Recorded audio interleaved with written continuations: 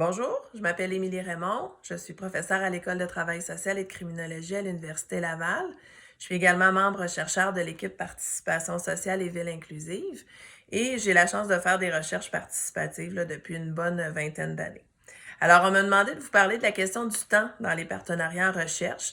Ça me fait plaisir de le faire sous la forme d'un acrostiche. Donc, je vais organiser les contenus que je vous présente aujourd'hui autour des 5 lettres du mot temps.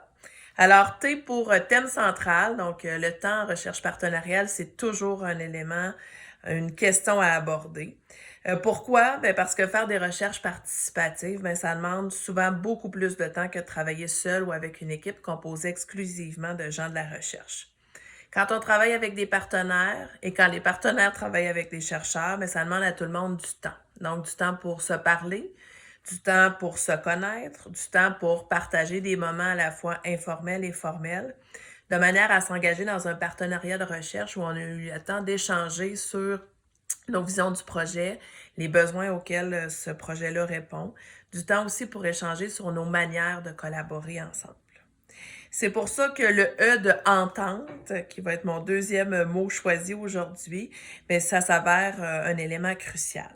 Donc, entente pour que partenaires et chercheurs puissent convenir d'une manière idéale de travailler ensemble. Quand j'utilise le mot idéal, bien sûr, je ne parle pas d'une manière idéale dans l'absolu, mais bien d'une manière idéale en fonction des responsabilités, des possibilités, des désirs d'implication respectifs. Donc, c'est important de clarifier les attentes, les possibilités de chaque côté. Puis, s'il manque de ressources pour assumer les différentes tâches de la recherche, bien, d'aller chercher des éléments qui vont nous permettre de répondre à ces besoins-là. Bien sûr, cette entente-là, ben, elle n'est pas permanente, n'est-ce pas? C'est important de la revisiter régulièrement pour s'ajuster aux changements qui surviennent en cours de route. Donc, on parle d'une entente vivante qui va correspondre aux attentes, aux besoins puis aux possibilités de chacun des partenaires au cœur du partenariat. En lien avec cette idée d'entente, je vous inviterai à réfléchir au M de mobilisation.